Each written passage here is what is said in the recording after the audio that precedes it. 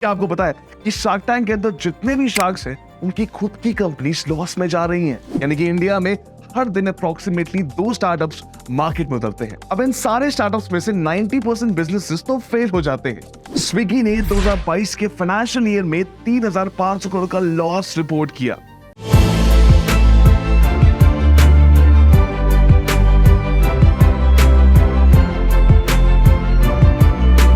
क्या आपको याद है हम एक वेबसाइट यूज किया करते थे jabong.com, जहां पे ट्रेंडी कपड़े और एसेसरीज मिला करती थी। कुछ याद आया? देखिए 2012 में जबोंग ने इंडिया के गूगल ट्रेंड्स में 10th रैंक किया था। इनफैक्ट उसी साल ई कॉमर्स ब्रांड्स पे जबोंग ने सेकंड हाईएस्ट वेबसाइट ट्रैफिक भी जनरेट किया था। लेकिन फिर अचानक 2016 में जबोंग को फ्लिपकार्ट ने मिंत्रा के थ्रू एक्वायर कर लिया, क्योंकि भाई 2016 तक जबोंग बाकी ऑनलाइन शॉपिंग कंपनीज के साथ कंपीट ही नहीं कर पा रहा था। जी हाँ, ऐसे बहुत सारे स्टार्टअप्स हैं जो हम पहले बहुत यूज किया करते थे, लेकिन अब उनका नामो निशान ही नहीं है। और आखिर ऐसा हो क्यों रहा है? मतलब इतने सारे सक्सेसफुल दिखने वाले स्टार्टअप्स आखिर डूब कैसे जाते हैं? इनफैक्ट ये क्या बातें चल रही हैं कि इंडियन स्टार्टअप्स बड़े कंट्रोवर्शियल हो चुके हैं, कुछ सालों कुछ महीनों के अंदर डूब जाते हैं, और अब क्या इंडियन स्टार्टअप्स एक स्कैम बन के रह चुके हैं? गाइस, ये सारे सवाल हमारे इंडियन स्टार्टअप इकोसिस्टम पे उठ क्यों रहे हैं, इन सभी का रीजन हम जानेंगे आज की इस वीडियो में। फ्रेंचाइजी लेने वालों की तरफ से दावे किए जा रहे हैं कि एमबीए चाय वाला ने उनके साथ फ्रॉड किया। दुनिया का सबसे सस्ता फोन सवालों के घेरे में। बीजेपी के नेता किरीट सोमैया ने भी 251 रुपए की स्मार्टफोन को फर्जीवाड़ा बताया।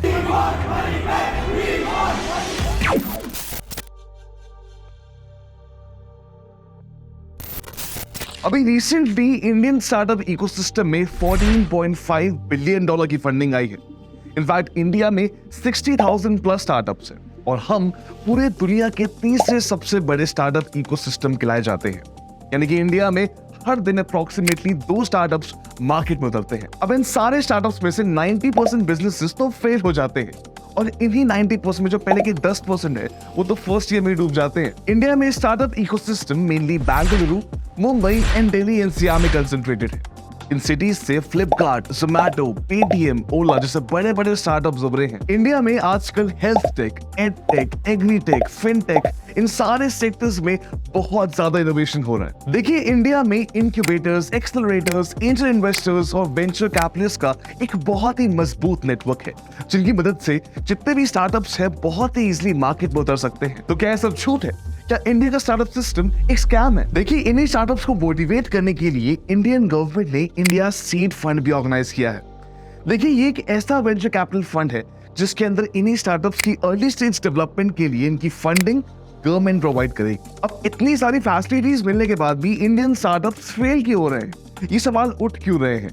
देखिए देख के तो ऐसा लगता है कि अगर आपके पास एक अच्छा आइडिया है जिससे कि डिमांड और सप्लाई दोनों ही बना रहे तो कोई बिजनेस सर्वाइव कर सकता है। प्लस मीडिया में जिस तरीके से स्टार्टअप्स को पोर्ट्रे किया जाता है उसे देख के तो लगता है कि एक कंपनी, एक बिजनेस खोलना सबके लिए कलेक्टिवली अच्छा होगा। रीजन सिंपल है, देखिए नई जॉब्स क्रिएट होंगी, बिजनेसेस गवर्नमेंट को टैक्सेस भरेंगे, इनफैक्ट स्टेक होल्डर्स और पूरी मार्केट को इससे फायदा हो सकता है। तो ऑब्वियसली ये सब स्कैम तो नहीं है। देखिए गवर्नमेंट जब आपका साथ दे रही है, स्टेक होल्डर्स आपके लिए मार्केट में पैसा लगा रहे हैं, तो इन सब चीजों को स्कैम क्यों बताया जा रहा है? इस वक्त इंडिया में छोटी और मीडियम साइज कंपनीज के लिए बहुत सारी प्रॉब्लम्स हैं, जैसे कि फंडिंग के लिमिटेड एक्सेस, इंफ्रास्ट्रक्चर की कमी, talent shortage, cultural barriers, competition और बहुत कुछ। अब इन सारी प्रॉब्लम्स में सबसे ज्यादा इंपैक्टफुल है कंपटीशन।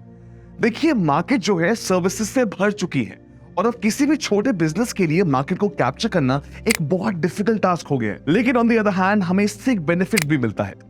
देखिए मार्केट में स्टार्ट आउट करने के लिए इनोवेशन करना अब एक जरूरत बन जाता है। पहले डिमांड क्रिएट करना और उसके बाद सप्लाई को जारी रखना आजकल के स्टार्टअप्स का एक सबसे बड़ा चैलेंज है। एक गलती तो स्टार्टअप्स भी करते हैं, वो सिर्फ वैल्यूएशन के पीछे भागते हैं, मतलब इन्वेस्टमेंट ढूंढते हैं without creating the value first. एक चीज जो हम सबको समझनी चाहिए वो ये है कि मार्केट ऑटोमेटिकली उस स्टार्टअप, उस आइडिया, उस बिजनेस को फीड करता है जो वैल्यू क्रिएट करता हो। सोच के देखिए, एक ऐसा प्रोडक्ट जो लोगों की लाइफ में वैल्यू ऐड करता, उनकी डिमांड पूरी कर सके या फिर ऑल टुगेदर एक स्ट्रॉन्ग डिमांड क्रिएट कर सके, तो वो प्रोडक्ट ऑटोमेटिकली सक्सेसफुल हो ही जाएगा। अब एग्जांपल लेते हैं स्विगी जोमैटो का। देखिए हम लोग इन दोनों एप्लीकेशंस का भरपूर इस्तेमाल करते हैं, लेकिन फिर भी ये दोनों ही बिजनेसेस घाटे में क्यों जा रहे हैं? बिलीव मी, स्विगी ने 2022 के फाइनेंशियल ईयर में 3,500 करोड़ का लॉस रिपोर्ट किया। अब इसका मेजर रीजन है एक्सपेंशन। मतलब स्विगी और जोमैटो एक्चुअली आज भी कोशिश कर रहे हैं कि वो अपने प्रोडक्ट्स और कस्टमर्स तक पहुंचा सके। और अभी कुछ वक्त पहले जोमैटो ने 10 मिनट्स फूड डिलीवरी स्टार्ट किया था ताकि वो अपने कॉम्पिटिटर स्विगी से थोड़ा सा आगे निकल सके। लेकिन ये इतना डिफिकल्ट और लॉजिस्टिकली इम्पॉसिबल हो गया कि जोमैटो को ये सर्विस 1 साल के अंदर बंद करनी पड़ी।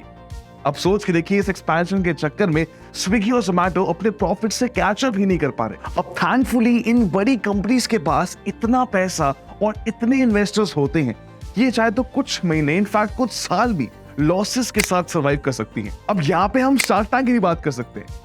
देखिए, शार्क टैंक एक ऐसा प्लेटफॉर्म है जहां पे नए स्टार्टअप्स को फंडिंग के साथ साथ एक्सपोजर प्रोवाइड किया जाता है। लेकिन क्या आपको पता है कि शार्क टैंक के अंदर जितने भी शार्क्स हैं उनकी खुद की कंपनीज लॉस में जा रही हैं? जी हाँ, अभी कुछ साल पहले लेंसकार्ट ने $275 मिलियन की फंडिंग सिक्योर की थी और अभी पिछले ही साल उन्होंने 102 करोड़ का लॉस रिपोर्ट किया है। बीटा सिंह, जिनकी कंपनी शुगर कॉस्मेटिक्स है, उन्होंने 75 करोड़ का लॉस रिपोर्ट किया है।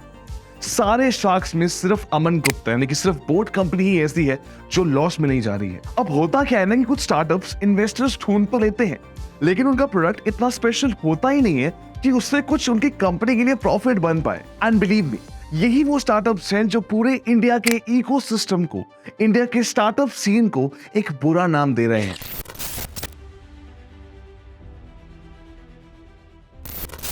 इंडियन स्टार्टअप कल्चर में बहुत डाइवर्सिटी है और इसका रीजन बहुत सिंपल है।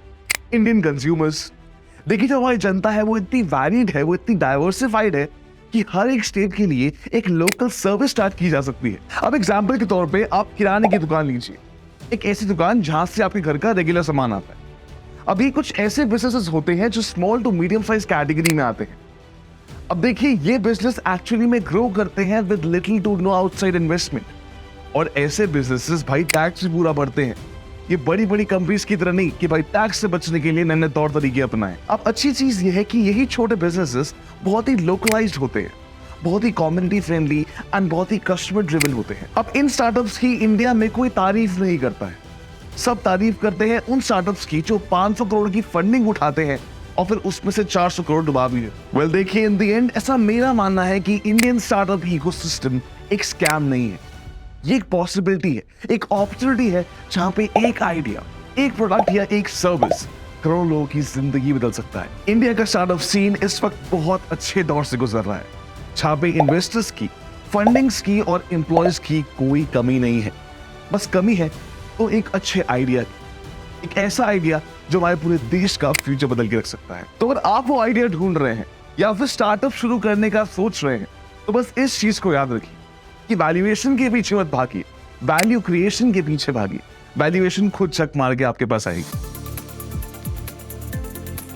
Alright guys, well thank you so much for watching this video till the end. Guys, I hope ये वीडियो आपको अच्छी लगी होगी and in case दोस्तों पसंद आती है तो याद से इस वीडियो को लाइक कर देना and yes, आप चैनल को सब्सक्राइब कर सकते हैं अगर आपको ऐसा कंटेंट देखना पसंद है। Also guys, आपके क्या स्टार्टअप के प्लान है? आप क्या अपना स्टार्टअप शुरू करने की सोच रहे हैं? Guys, ये सब चीज़ आप मुझे कमेंट्स में बता सकते हैं because yes, मैं आपके कमेंट्स रिप्लाई करना बिल्कुल भी नहीं भूलता। चलिए तो मैं साहिर मिलूंगा आपसे अगली वीडियो, तब तक के लिए गुड बाय।